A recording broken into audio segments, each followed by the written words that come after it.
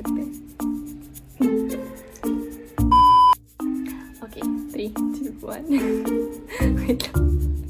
Okay, 3, 2.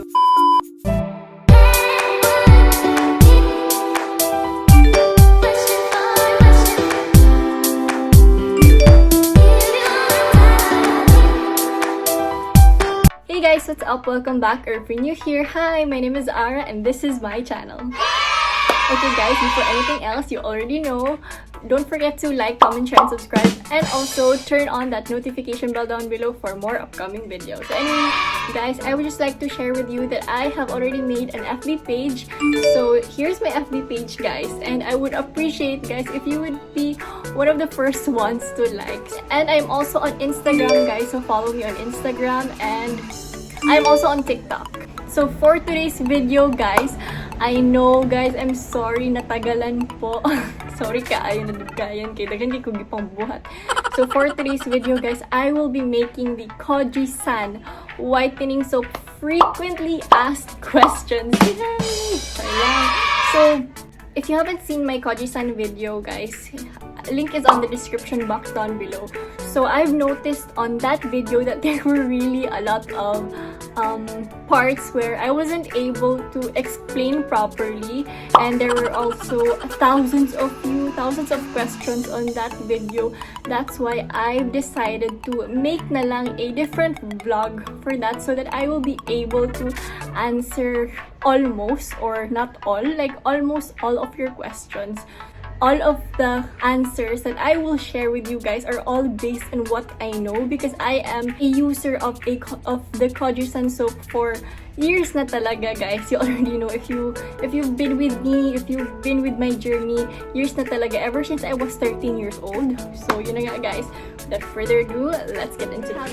How to avoid dry skin after using Kojie San. To be honest, guys, as what I've told you on that vlog, Kojie San soap is a skin whitening agent, so automatically it's gonna make your skin dry, and hindi naman dull, pero it's gonna make your skin dry because it will target dark areas and also your pimples, your scars. That's why it's gonna make your skin like peeling bitaw, guys. Mag-peel yung skin.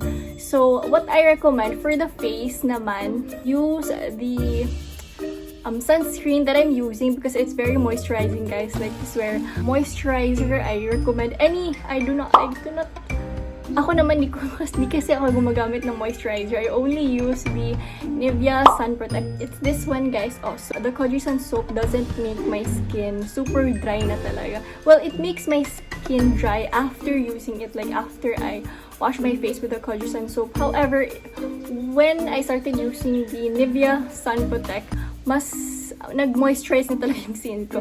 Kasi diba, when your skin is too dry, it's gonna make your skin like wrinkled. Mas okay na yung medyo oily ka konti, and also parang na siyang glow na rin sa skin mo. So, ayun na nga. So, that's for the face. Ang dami ko sinabi, no? So, for the body naman, guys, I suggest you use the Vaseline lotion. It's this one, guys. Oh.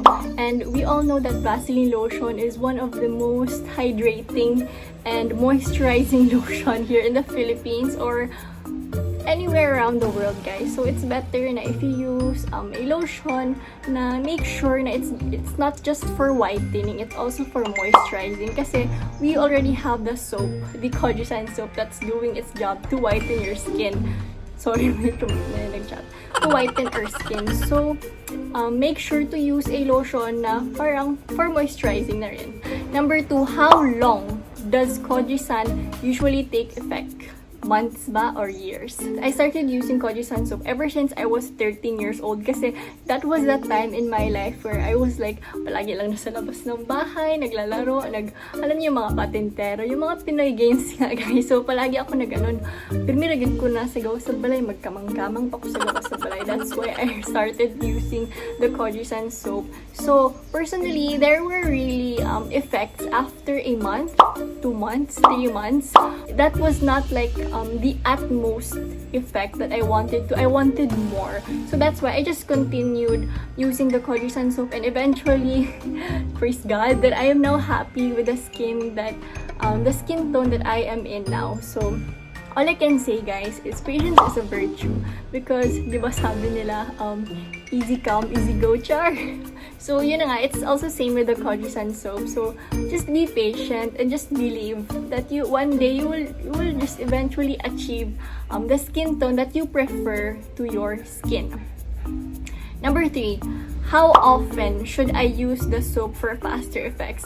Okay, so I'm not so sure, guys, how often you use, but I'm just basing it on my personal experience. I use the soap twice a day, once in the morning and once at night, because I take a bath 2 times a day. Twice a day. For me lang ha, for me. And so far, I've seen results naman for using it twice a day. Number 4, how long should I leave Kojie San on my skin? 5 minutes, guys. I've already mentioned this on that vlog that you should leave the soap for 5 minutes. However, guys, if you are ang dami kasing nagko-comment na, totoo ba? 5 minutes ba talaga? Kasi sobrang tagal na nun. Actually, guys, for me, minsan yan nagte-10 minutes pa kasi I usually like nakikinig ako sa music. So, how will you know if it's already 5 minutes? I will just sing along to the song. Comment down below, guys, if kayo rin nagpapa-music sa banyo nyo. And that's how you measure or you time yourself when you ligo, when you take a bath. So, yun na nga, guys. Number 5, is the tingling sensation normal every time I apply Kojie San? Yes, guys, it is very normal. 110% normal.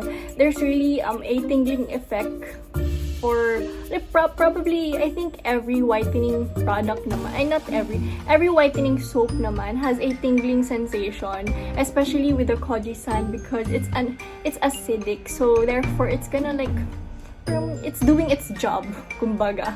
So, I personally, I think if hindi siya mahapdi, sa first personally, if I think hindi siya mahapdi, I think it's a fake soap. Pero there are also people na who has like high tolerance with the acidity. So, pero when I started using Kojie San like years ago, I really remembered the feeling. I really remember the feeling, guys, na there was really a tingling sensation. But, habang tumatagal, nawawala naman yung sakit. May hugot pa. Pero yun na nga, guys, diba? Same with when you are experiencing a breakup. So, first lang naman talaga yung mahirap. Habang tumatagal, nawawala na kasi nasasanay ka na, guys. Is it okay to use on my face?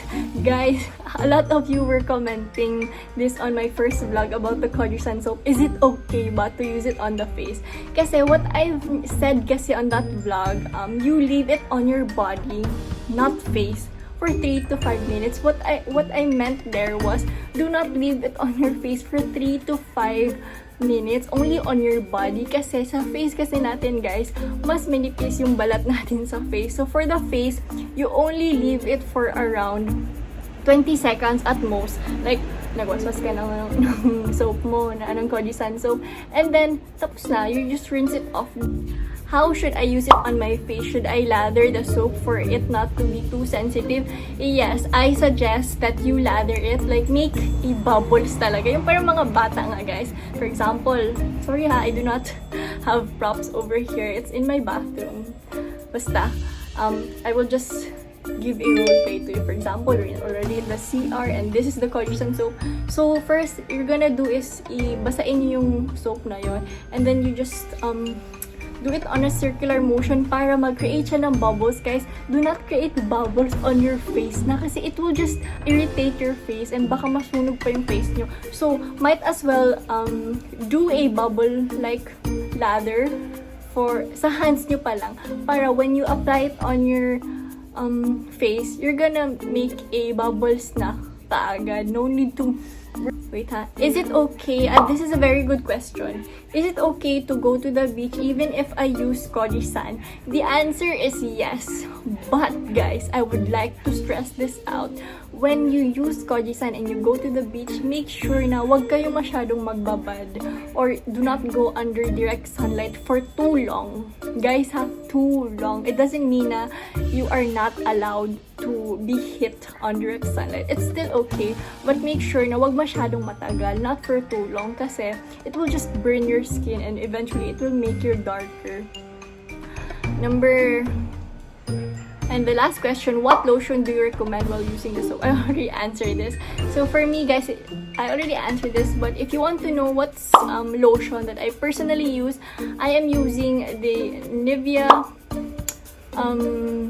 lotion. I forgot the name. Basta whitening lotion siya at night. So here, it's this one, guys. And I am using the Vaseline lotion in the morning. So I also use 2 lotions in a day. So ang arte ko, guys, to. So I think that's gonna be the end of this video, guys. So guys, I hope I made you happy, guys. And as what I've mentioned on my previous vlogs, I just want to remind you guys that being beautiful does not connect to what skin tone you are in. But we all have our preferences in life, and having a darker or a whiter skin tone is also a preference. And just please be respectful of other people's preferences in life, because at the end of the day, they are not hurting other people, and they just want to have a lighter skin tone. Maybe that's why they are watching this video. So yun na nga, guys. Thank you so much, guys, for watching this video, and I hope I made you happy, guys. And if you still have a lot of questions about how to properly use the Kojie San soap, just comment it down below. Malay nyo, I'm still gonna make a part 2 of the frequently asked questions about the Kojie San soap. So thank you so much, guys, for watching this video. I hope you learned a lot from this video, and I'll see you on my next one. And don't forget to like, comment, share, comment especially the questions that you want me to answer on the comment section down below. And I'll see you on my next one, guys.